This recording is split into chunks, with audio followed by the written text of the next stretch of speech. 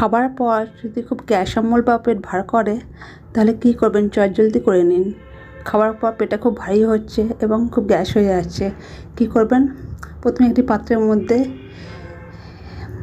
একটু ভুসি নেবেন, একটু জিরে নেবেন, একটু মৌরি নেবেন, একটু দারচিনি, লবঙ্গ নিয়ে নেবেন।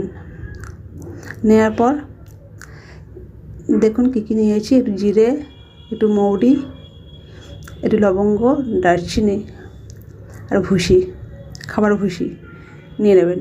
নিয়ে প্রত্যেকটা জিনিস খাবেন তার আগে হাফ চামচের মতন একটু ভুসি খেয়ে নেবেন জল দিয়ে।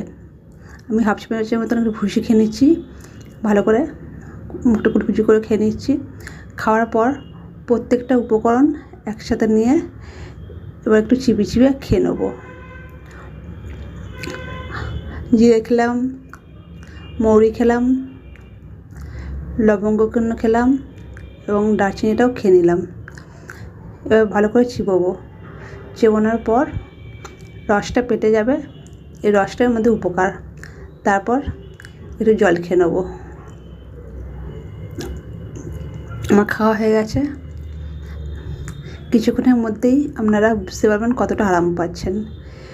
ভিডিওটা যদি ভালো লাগে তাহলে অতি অবশ্যই একটু লাইক কমেন্ট করবেন। আজকের মতন ভিডিও এই পর্যন্তই। ধন্যবাদ।